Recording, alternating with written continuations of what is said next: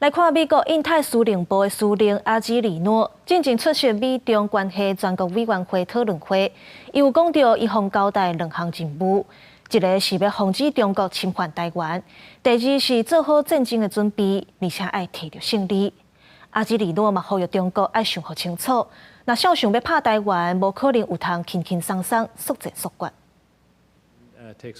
南华紧张的局势，美国印太司令阿基里诺进前参加美中关系全国委员会讨论会时阵，讲到国家予伊2个重任，防止中国侵台。若失败，就要做好交战的准备，而且爱赢。伊态度嘛正硬讲，中国若犯台，无可能速战速决。And I hope that President Xi takes away.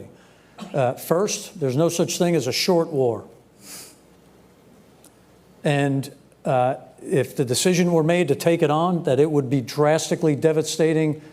to his people in the form of blood and treasure. 阿基里诺演讲台下就坐一个中国驻联合国代表团的校长温忠良，伊嘛用问题来重申中国的立场，讲是中美应该合作共赢。We are ready to pursue security through dialogue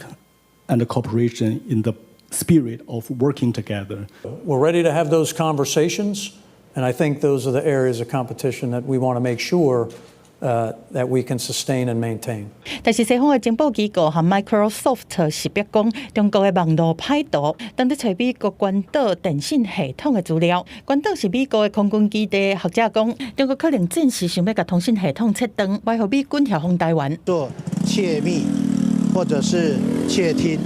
的一个动作，甚至是中途的拦截跟变造，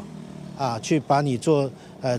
传讯的一个改造。美国众议院的中国问题特别委员会是第一摆通过台湾报告，提出较紧交付军售、扩大美台联合军事训练、成立美台联合计划小组，到强化台湾的网络安全等10点建议。记者综合报道。